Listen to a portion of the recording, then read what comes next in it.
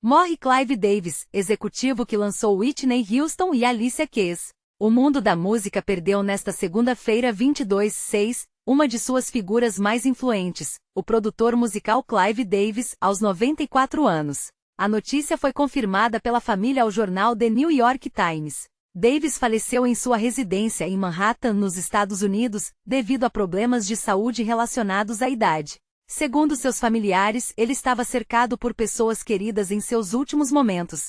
Advogado por formação, Clive Davis assumiu a presidência da Columbia Records em 1967, iniciando uma trajetória que redefiniria o mercado fonográfico. Ao longo das décadas, seu faro artístico foi responsável por consolidar carreiras lendárias, incluindo nomes como Whitney Houston, Bruce Springsteen, Aretha Franklin, Janis Joplin, Carlos Santana, Alicia Keys e Carrie Underwood. Além de seu trabalho na Columbia, Davis fundou a Arista Records e a J Records, consolidando seu legado como um dos maiores visionários da indústria. Para além dos estúdios, ele se tornou um ícone do entretenimento. Desde 1975, organizava uma das festas mais prestigiadas e tradicionais de Hollywood, realizada sempre na véspera da cerimônia do Grammy. Em nota oficial, a família destacou que Davis moldou a trilha sonora de inúmeras vidas, deixando uma marca indelével na cultura e na história da música. Mantendo sua paixão pela arte até o fim, o executivo permaneceu ativo no mercado musical durante toda a sua trajetória. É difícil encontrar palavras que realmente capturem o tamanho desse vazio que a partida de Clive Davis deixa no cenário global da música. Quando a gente lê uma notícia como essa, o primeiro reflexo é pensar no nome estampado na capa dos jornais, mas é preciso ir muito além do título para entender quem foi esse homem. Clive Davis não foi apenas um executivo, ele foi o arquiteto de sonhos de gerações. Nascido em 1932, no Brooklyn, Nova York, ele teve uma trajetória que parece roteiro de filme. Formado em Direito por Harvard, um caminho que, a princípio, não tinha nada a ver com os palcos ou com as luzes dos estúdios.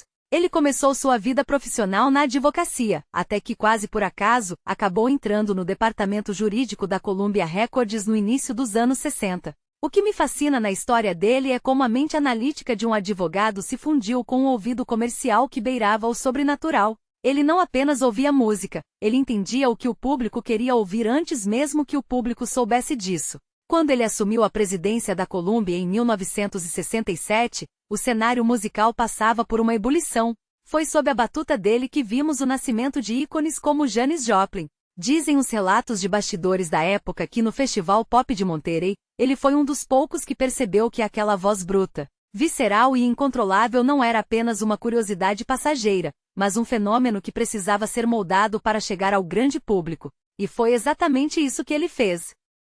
Mas o grande trunfo de Davis foi sua capacidade de navegar entre gêneros sem qualquer tipo de preconceito intelectual. Ele podia trabalhar com o rock de Bruce Springsteen e, simultaneamente, entender a sofisticação de uma Aretha Franklin. A transição para a Arista Records, no meio da década de 70, foi o momento em que ele provou que não dependia da estrutura de uma grande gravadora para criar sucessos. Ele era, em si, a própria estrutura. Foi nessa fase que ele, pessoalmente, foi a um clube em Nova York e viu uma adolescente talentosa, filha de uma cantora de gospel, que viria a mudar a história da música pop mundial, Whitney Houston. A relação entre os dois ia muito além da profissional. Clive foi o mentor, o escudo e, muitas vezes, a voz da razão que tentou guiar Whitney pelos labirintos perigosos da fama. Ele sempre soube que ela tinha algo divino, e a forma como ele lapidou o repertório dela, escolhendo as baladas certas e os arranjos que elevaram sua voz a outro patamar. É uma aula de produção executiva que até hoje é estudada em faculdades de música ao redor do mundo. Se pararmos para pensar no que mudou do início da carreira dele para os dias de hoje, a resposta é quase tudo, menos o próprio Davis. Ele viu a transição do vinil para a fita cassete, da fita para o CD, e do CD para a era do streaming.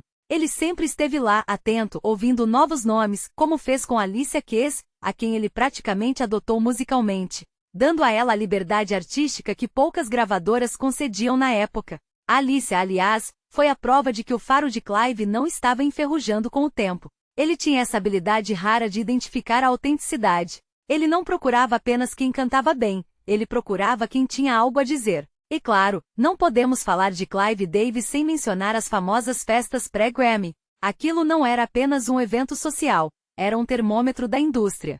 Durante décadas, quem era alguém na música precisava estar ali. O que me chama a atenção é que ele nunca se isolou em um pedestal. Ele continuou indo a shows, recebendo demos e participando ativamente das decisões até seus últimos anos. Isso é raro. Geralmente, os grandes nomes da indústria acabam se tornando figuras burocráticas, distantes da arte, mas o Clive sempre manteve o entusiasmo de um fã de 20 anos de idade. Agora, fazendo uma correlação com o momento atual, a partida dele marca o fim de uma era de executivos que eram, antes de tudo, curadores. Hoje vivemos um tempo de algoritmos, de métricas frias, de músicas feitas para durar 15 segundos em uma rede social. Clive Davis era o oposto disso. Ele acreditava na carreira de longo prazo, na construção de um legado no disco completo, no artista que você acompanha por décadas. Ele nos deixa em um momento onde a indústria musical parece ter se tornado mais fria e impessoal. Por isso, olhar para a trajetória dele é um lembrete importante do que realmente importa: a conexão humana entre quem cria e quem consome a arte. Na minha visão, a televisão e a música brasileira também se beneficiariam muito se tivéssemos mais figuras com esse tipo de faro. Alguém que não tivesse medo de apostar no talento bruto, mesmo que isso significasse ir contra a corrente da segurança que os dados de audiência ditam hoje. O que o Clive deixou registrado, e que a gente vê agora com tanta clareza, é que o sucesso não é uma fórmula matemática que você coloca em uma planilha. O sucesso, na visão dele, era uma mistura de intuição, coragem para arriscar tudo em um artista que ninguém mais via valor, e um trabalho incansável de lapidação. Eu particularmente acho que a gente não vai ver outro Clive Davis tão cedo, simplesmente porque o mundo mudou de uma forma que desencoraja esse tipo de figura paternalista e, ao mesmo tempo, autoritária no bom sentido. Ele era um homem de pulso firme, que não tinha medo de exigir a perfeição dos seus artistas, mas fazia isso porque respeitava o talento deles. Ele nunca foi um capataz, ele foi um parceiro. E é por isso que nomes como Carlos Santana ou Carrie Underwood o lembram com tanto carinho.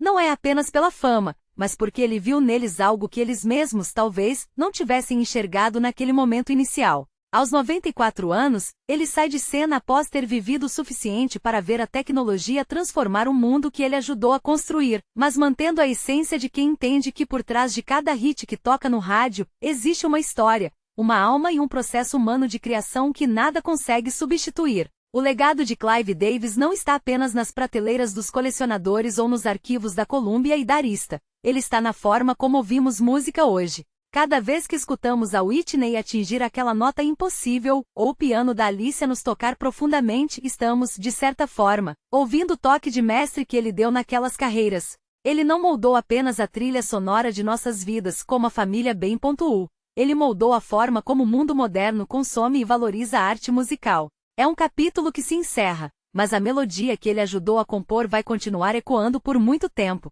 E sinceramente, em um mercado cada vez mais volátil, a gente vai sentir muita falta de alguém que tivesse essa visão de longo prazo e esse compromisso inegociável com a qualidade artística, que era a verdadeira marca registrada do Clive. Ele nos ensinou que no fim das contas a música é, e sempre será, sobre pessoas. E aí, queridão? E aí, queridona? Ó, sabe quantos vídeos eu faço por dia pra esse canal? 7. 7 ou 8. Todo dia. Faça sol, faça chuva. Se eu estiver na rua, eu faço da rua. Se não, eu faço de casa. Mas eu gosto. Só que é difícil sem like, sem inscritos. Porque eu faço para pessoas, eu não faço pro vento. Afinal de contas, eu conto notícias, então eu tenho que estar toda hora atualizado, né? Olhando aqui, o Google, recebendo... E quando você se inscreve, eu recebo uma notificação e falo, meu Deus, obrigado. Esse cara se inscreveu. Valeu a pena. Valeu a pena. E aí? Se você não tiver nada para comentar, eu sou da Bahia, esse canal é da Bahia. Comenta alguma coisa do tipo, oi, eu sou a Joaquina de Curitiba. Oi, eu sou o Misael, aqui de Recife. Eu quero saber de onde você é. Quem está assistindo meu vídeo agora? É você? E comenta para você ver se eu não respondo.